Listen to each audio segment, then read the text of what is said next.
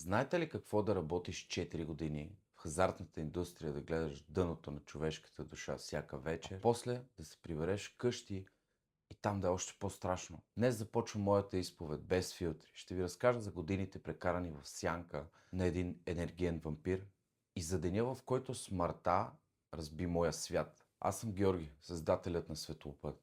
Ако в момента сте смазани от токсични връзки или усещате, че нервната ви система е пред блокиране, вие не сте луди. Вие сте хора с изгорели бушони. А аз знам това, защото моите бушони бяха изпепелени до основи.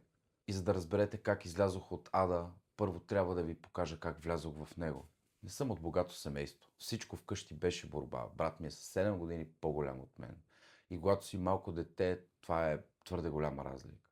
Той изграждаше своя живот, а аз растях в къща, управлявана от класически нарцис. И това беше моята баба. Тя психически мачкаше родителите ми и смукваше живота им.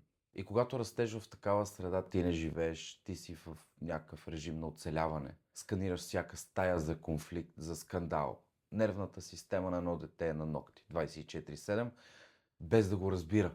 За да избягам, влязох в хазартната индустрия. Прекарах 4 години работейки в казината тук. Място, където пороците и стреса и отчаянието са се пропили в стените. Работех в токсична среда, а след смяна се връщах в токсичен дом. Бях млад, но усещах как вътрешната ми инсталация започва да дава на късо и да почва да гори. И точно когато си мислех, че съм свикнал с този сив ад, вселената ми заби последния пирон. Баща ми почина. Това не беше просто смърт, това беше края на нашия свят. За да намери изход от скръпта, брат ми взе тежкото решение да замине за Африка.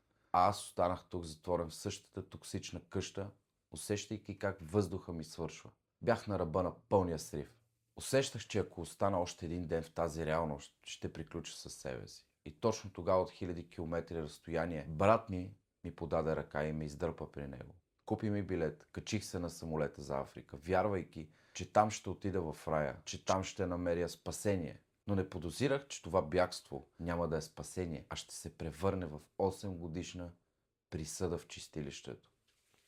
Аз съм Георги, това е Светлопът. Абонирай се, защото в следващия епизод ще ти разкажа как на другия край на света срещнах най-големия си кошмар и как нервната ми система се пречупи завинаги